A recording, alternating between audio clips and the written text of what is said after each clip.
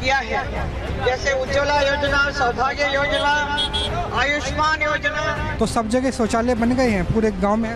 नहीं बने साहब। मैंने यहाँ पे काफी विकास किया है। हेमा मालिनी जी तो सरकार में रही, उन्होंने कोई भी विकास नहीं कराया। हेमा मालिनी को तो हमें मतलब ही नहीं है, लेकिन हम तो मोदी को चाहते हैं। ठीक है, सौभाग्य की बात है कि मैं राधा के रूप में यहाँ ब्रज में आकर कृष्ण के साथ मैं नृत्य करती हूँ। हेमा मालिनी जी यहाँ पर कसम खा के गई थी कि यमुना का 5 वर्षों में कुछ न कुछ होगा, तो हम तो ये देखते 5 वर्षों में और ज्यादा हमको दूषित पानी मिलता है यमुना। और सुनवाई कोई करता नहीं है, किसान को तो इतना कष्ट झेलना पड़ रहा है। हेमा मालिनी कुछ दावे कर रही हैं तो वोटर भी कुछ कह रहे हैं। 2019 के लोकसभा चुनाव में हेमा मालिनी उन चंद नेताओं में से हैं जिनका प्रचार खूब सुर्खियां बटोर रहा है। हेमा मालिनी कभी गाड़ी में खड़ी दिखती हैं तो स्पॉट बॉय उनके लिए छाते पकड़े दिखता है। हेमा मालिनी कभी ट्रैक्टर चलाती हैं, तभी कुछ लोग ये खबर फैलाते हैं कि उन्होंने ट्रैक्टर में एसी लगवाई है। हेमा मालिनी कभी गेहूं के खेत में जाती हैं, तो भी सोशल मीडिया पर उनकी तस्वीरें खूब ट्रोल होती हैं। हेमा मालिनी जो भी करती हैं, उससे चर्चा बटोरती हैं। उनकी सभाओं में भीड़ भी पहुंचती है और मीडिया भी। कोई अभिनेत्री बीजेपी में आ जाती है तो कमल ही कमल खिल जाता है। कोई अभिनेत्री बीजेपी में आ जाती है तो कमल ही कमल खिल जाता है। हेमा मालिनी मथुरा से 2014 में सांसद चुनी गई थी और एक बार फिर मथुरा के लोगों से दोबारा 5 साल मांग रही हैं। तो मथुरा का वोटर पुकार कर क्या कह रहा है, यही समझने के लिए न्यूज नेशन की टीम दिल्ली से हेमा मालिनी के लोकसभा क्षेत्र पहुंची। नमस्कार, मैं हूं राहुल डबास और आप देख रहे हैं न्यूज नेशन का चुनावी कार्यक्रम वोटर कहे पुकार के। हम मौजूद हैं मथुरा में, सूरदास और रसखान की रचना का मथुरा, वृंदावन का मथुरा, ब्रिजबोली का मथुरा, मथुरा जहां राधा कृष्ण की रासलीला रचाई गई थी। इस जन्मभूमि की पावन माटी को प्रणाम करके अब हम जानने की कोशिश करेंगे कि मथुरा में वोटर्स का मूड क्या है। मथुरा को कृष्ण नगरी कहा जाता है। मथुरा में कृष्ण का भव्य मंदिर है जहां देश भर से लोग दर्शन करने आते हैं। हेमा मालिनी भी 2014 में मुंबई से मथुरा आई, सिर्फ मंदिर के दर्शन के लिए नहीं बल्कि यहाँ से सांसद बने। सांसद बनने के बाद भी हेमा मालिनी ने कई बार राधा के भेष में गानों पर नृत्य किया और ये जताने की कोशिश करती रही कि वो राधा कृष्ण के बहुत करीब है।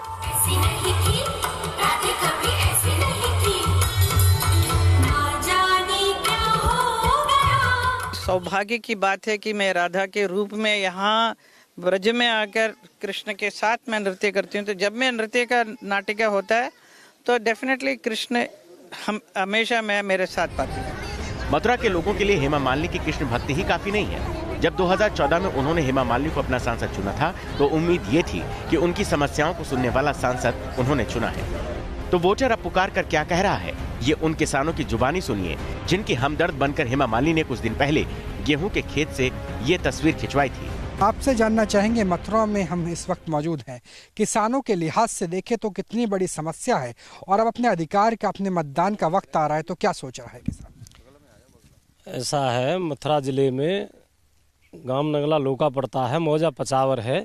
इसमें बहुत बड़ी समस्या पानी की है, साड़ों की है और सुनवाई कोई करता नहीं है। किसान को तो इतना कष्ट झेलना पड़ रहा है, पूरी रात निकल गई, पूरे जाड़े निकल गए खेतों पे रखाते, लेकिन किसी ने सुनवाई नहीं करी है। वोटों के बाद में तो मांगने के लिए सब आ जाते हैं और मतदान तो मोदी की तरफ ही किया जा रहा है। मोदी की वजह से इन कैंडिडेट तो ये झूठ बोलते हैं और आ जाते हैं बार बार। पानी की क्या समस्या है? क्योंकि यमुना खारा पानी है इस गांव में और रोज ही ना 30 रुपए का 50 रुपए का रोज टैंकर आएगा और अब भी मतलब पानी दोनों टाइम लेते हैं किसान। पानी का वायदा करके आज तक पानी की कोई पाइपलाइन नहीं डलवाई कहीं से। हेमा मालिनी जी तो सरकार में रही, उन्होंने कोई भी विकास नहीं कराया आज तक। उन्होंने कहा कि मैं आती रहूंगी। गठबंधन से उम्मीद है? गठबंधन से उम्मीद है थोड़ी बहुत, पर यही है कि अकेला गठबंधन करेगा क्या। तो यानी जब किसान भी वोट दे रहे हैं तो प्रधानमंत्री को देख के दे रहे हैं। आपसे जानना चाहेंगे, आपसे बात करना चाहेंगे, वोट आप सांसद के लिए दे रहे हैं या प्रधानमंत्री के लिए? प्रधानमंत्री के लिए। मतलब हेमा मालिनी पसंद नहीं है लेकिन नरेंद्र मोदी पसंद है। नरेंद्र मोदी पसंद, सांसद बिल्कुल पसंद नहीं है। प्रधानमंत्री तो ऐसी कला है, प्रधानमंत्री में तो वो ऐसे जादूगर हैं, उनमें बागबानी मतलब बोलने में इतने चतुर हैं कि वो अपनी तरफ लोगों को आकर्षित कर रहे हैं। लेकिन वाकई में धरातल पर देखा जाए, जैसे वो कहते हैं ना, ऐसा कुछ होता नहीं है। मतलब फसल बीमा वगैरह, सॉइल हेल्थ कार्ड कुछ नहीं। हेल्थ कार्ड बने हैं लेकिन उससे कोई विशेष लाभ नहीं हुआ। जिन्होंने बनवा लिए उन्होंने बनवा लिए। अब गाँव में आप देखें तो बहुत से लोग ऐसे हैं जिनको दवाई चाहिए, बिना दवा के मर रहे हैं। तुम्हारा DAP पहुंचा दिया 1500 के लगभग हैं, और जब जरूरत नहीं है तो आ गया 1200 पे। ये कौन सा तरीका है गवर्नमेंट का, हमारी समझ में नहीं आ रही। प्रधानमंत्री की जो आप चर्चा कर रहे हो, प्रधानमंत्री हालांकि वहाँ से अपनी योजना निकालते हैं लेकिन यहाँ के किसानों को वो लाभ नहीं मिल पाता। किसानों को इस बात की तकलीफ है कि उनको फसल की ठीक कीमत नहीं मिलती, उनको शुद्ध पीने का पानी नसीब नहीं होता, जिसकी उम्मीद उन्होंने अपने सांसद से की थी। इसके जवाब में हेमा मालिनी कहती हैं कि उनको किसानों के साथ फोटो खिंचवाना अच्छा लगता है। फोटो भी चाहिए ना, एक सेलिब्रिटी है तो मुझे भी अच्छा लगता है कि ये सब चीज देखने के लिए कि आपको मालूम होना चाहिए कि हमारे मथुरा में क्या क्या उपलब्धियां है। ये देखो आलू कितना उगता है एंड गेहूं कितना अच्छी तरह से यहाँ सब हो रहा है, खेती कितना अच्छा हो रहा है, हमारे किसान लोग कितना मेहनत करते हैं।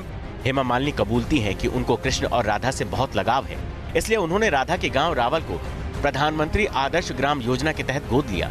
तो क्या उनका लगाव गाँव के विकास में तब्दील हो पाया?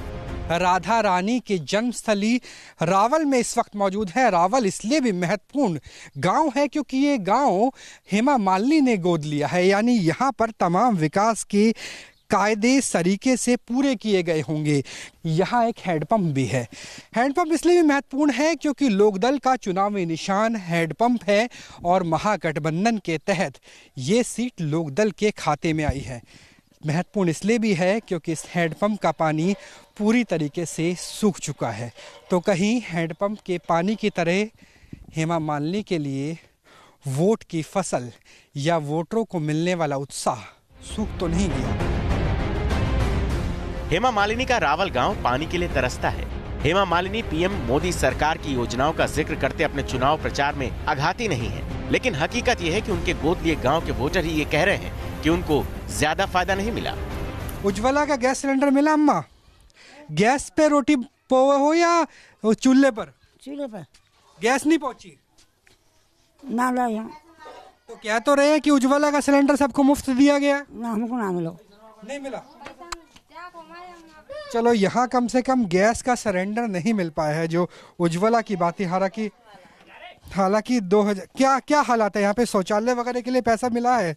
कुछ हुआ है? शौचालय है घर पर? शौचालय है घर पे। पैसा वो मतलब 2 किस्त में पैसा मिला हो, मतलब 6-6 हजार के 2 चेक आए, उनमें उनके द्वारा पैसा मिला और फिर वही थे हमने अपनी शौचालय बनाई। शौचालय बन गई और गैस सिलेंडर मिला है। तो अम्मा तो बाहर कह रही है कि उन्हें नहीं मिला। वो हमारी मतलब दूसरे परिवार की अम्मा है ना। अच्छा। तो वो अपनी से वो आगे बैठ गई हैं, तो वो अपनी जगह पे सही कह रही हैं। उनको बना नहीं है, हमारा बन गया है। सोलर लाइट लगाई गई है, रात को जलती है नहीं जलती? नहीं सर, ये लाइट नहीं जलती हैं।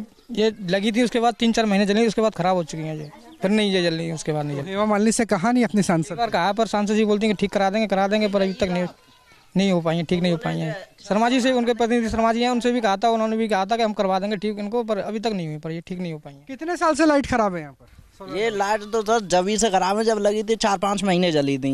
कल की थी हमने, वो आए थे सांसद जी के प्रतिनिधि, तो वो बोले कि क्या चंदा आकर नहीं कर सकते हो? ठीक, इसलिए फिर वो पड़ी हैं। कल भी यही जवाब मिला है।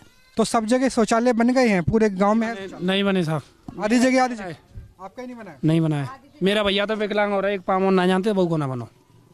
तो फिर कैसे वापस खेतों में जाना पड़ता है जैसे पहले होता था? हाँ साहब, जंगल में जाते हैं, बमूरे खड़ी का नहीं, खुले में जाते हैं। महिलाएं भी साहब, महिला है, बहन बेटी साहब। रावल गांव की ये हकीकत हेमा मालिनी के विकास के दावों के बारे में बहुत कुछ कहती है। मथुरा में भले ही हेमा मालिनी का स्टार होने का फैक्टर काम करता हो, लेकिन यहाँ जीत और हार में जातिगत फैक्टर भी अहम है। मथुरा में 91% हिंदू हैं और 8.5% मुस्लिम। इस चुनाव में यहाँ करीब 18 लाख वोटर हैं, जिनमें से 4 लाख जाट समुदाय के मतदाता हैं, जबकि 2.5 लाख ब्राह्मण, 2.5 लाख राजपूत वोटर हैं, 2.5 लाख ही दलित वोटर भी माने जाते हैं। जाहिर वोटों के लिहाज से जाट यहाँ सबसे बड़ी तादाद में है। माना जाता है कि 2014 में हेमा मालिनी को यहाँ से टिकट देने की वजह यही थी। पिछली बार हेमा मालिनी ने यहाँ से चौधरी अजीत सिंह के बेटे जयंत चौधरी को हराया था। इस बार महागठबंधन की तरफ से आरएलडी के उम्मीदवार यहाँ से कुंवर नरेंद्र सिंह हैं। तो इस बार मथुरा के जाट वोटर किसको चुनेंगे? ये पूरा इलाका जाट बहुल इलाका है, तो जाट इस बार क्या सोच के मतदान करेंगे वोटर के तौर पर? मतलब कहने का ये है कि जाट होगी बार सोच के ये मतदान करेंगे। जो देश के लिए कर रहा है जाट उसके साथ हैं, जो देश के लिए जी मर रहा है और जो सेना के साथ है। मेरे गांव के अंदर कम से कम 800 जवान हैं आर्मी के अंदर, और जो आर्मी की पूर्ण रूप से रक्षा एवं आर्मी का जो भी जज्बात बढ़ा रहा है, हम उसके साथ हैं और उसके साथ ही रहेंगे। प्रत्याशी कोई भी हो, लेकिन वोट फॉर मोदी। यानी हेमा मालिनी से खुश नहीं है? नहीं, उससे कोई मतलब नहीं है। हमें मोदी जी से मतलब है, हमें मोदी जी को प्रधानमंत्री बनाना है और वोट देना है, हमें और किसी से कोई मतलब नहीं। यहाँ के मुद्दे क्या है? पानी बिजली की स्थिति। चौधरी साहब की जो बात थी वो तो किसी के अंदर है ही नहीं, उन पर तो कोई चला ही नहीं। ये तो खाम झूठ बोलते हैं। जयंत जी, अजीत सिंह, कभी पता नहीं क्या कहते हैं, कभी कहते हैं कुछ कहते हैं कुछ कहते हैं, और नहीं तो यहाँ तो लोकदल के आदमी थे। हेमा मालिनी को तो हमें मतलब ही नहीं है, लेकिन हम तो मोदी को चाहते हैं। ठीक है, हम सेना से बिलोंग रखते हैं, एक सर्विसमैन आदमी हूँ मैं। गठबंधन से या कांग्रेस से बहुत ज़्यादा उम्मीद नहीं? नहीं, महागठबंधन नहीं है ये सब लूट मार का गठबंधन है। वोटर्स में भले ही सांसद हेमा मालिनी को लेकर नाराजगी हो, लेकिन पीएम मोदी की वजह से उनका झुकाव बीजेपी की तरफ दिखता है। वोट भले ही लोग फिर से बीजेपी को दें, लेकिन हेमा मालिनी से लोगों की शिकायतें बहुत हैं। शिकायत ये है कि वादा करने के बावजूद यमुना नदी की सफाई के लिए कुछ नहीं किया गया। आपसे जानना चाहेंगे, यमुना की हालात में कुछ परिवर्तन आया है क्या? बड़े बड़े वादे और दावे होते हैं। कोई परिवर्तन नहीं आया यमुना के काम में।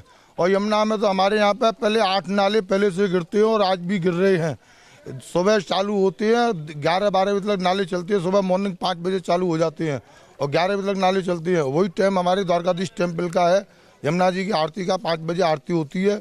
उस समय हमको निरे चप्पल, जूते और थैलिया, पोलोथीन वगैरह ये हमको किनारे पे मिलती हैं। समस्या क्या सरकार में है कि वाटर ट्रीटमेंट प्लांट नहीं लगते, सीवरेज की प्लानिंग ढंग से नहीं होती, या फिर जो टूरिस्ट आते हैं उनकी वजह से ज़्यादा दिक्कत? टूरिस्ट की वजह से हमको कोई दिक्कत नहीं है। प्लांट जो है हमारे यहाँ के प्लांट बंद हो जाते हैं और प्लांट तो खत चलते भी नहीं है। प्लांट चलेंगे तो यमुना में पानी, एक दूषित पानी नेक भी नहीं आएगा। जब प्लांट चलेंगे नहीं तो दूषित पानी आएगा ही आएगा। यमुना की सफाई को देखे हेमा मालिनी जी को ये इसीलिए वोट दिए थे, हमने जिताया था मथुरा से कि यमुना का कुछ शुद्धिकरण होगा। हेमा मालिनी जी यहाँ पे कसम खा के गई थी कि यमुना का 5 वर्षों में कुछ न कुछ होगा। तो हम तो ये देखते हैं 5 वर्षों में और ज़्यादा हमको दूषित पानी मिलता है यमुना में।